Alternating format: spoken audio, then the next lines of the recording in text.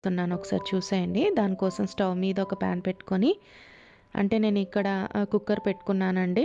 Cooker బాగా వేడైపోయిన తర్వాత ఇందులో 2 స్పూన్స్ ఆయిల్ వేసుకోవాలి.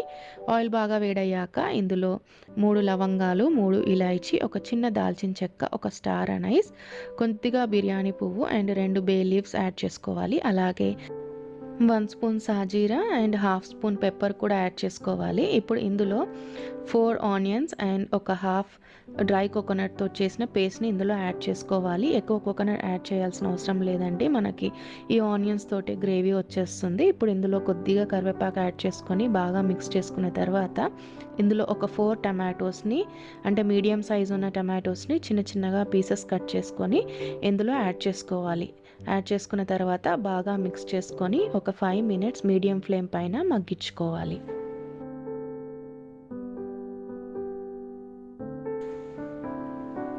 ఇప్పుడు మన మసాలా అండ్ టమాటోస్ బాగా మగ్గిపోయాయి కదా. ఇప్పుడు ఇందులోనే మనం నీట్గా వాష్ చేసుకున్న 4 లెగ్ పీసెస్ని కట్ చేసుకొని ఇందులో యాడ్ చేసుకోవాలండి. ఈ లెగ్ పీసెస్ని మనం ముందే నీట్గా వాష్ చేసుకోవాలి. కావాలంటే ఒక 2 స్పూన్స్ ఇందులో ఉప్పు యాడ్ చేసుకొని ఈ లెగ్ పీసెస్ని నీట్గా వాష్ చేసుకుంటే మనకి నీసు వాసన అనేది రాకుండా ఉంటుంది.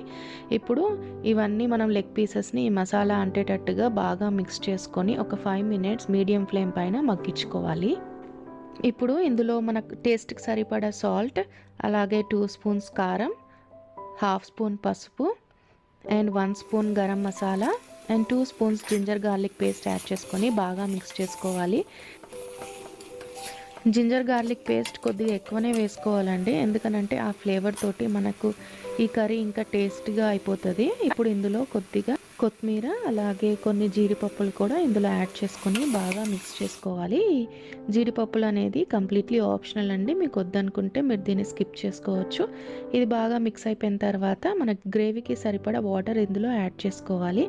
వాటర్ యాడ్ చేసుకున్న తర్వాత మూత పెట్టి కనీసం ఒక 15 to 16 విజిల్స్ మీడియం ఫ్లేమ్ పైన కుక్ చేసుకోవాలండి. లో ఫ్లేమ్ పైన కుక్ చేసుకుంటే ఇంకా చాలా మంచిది.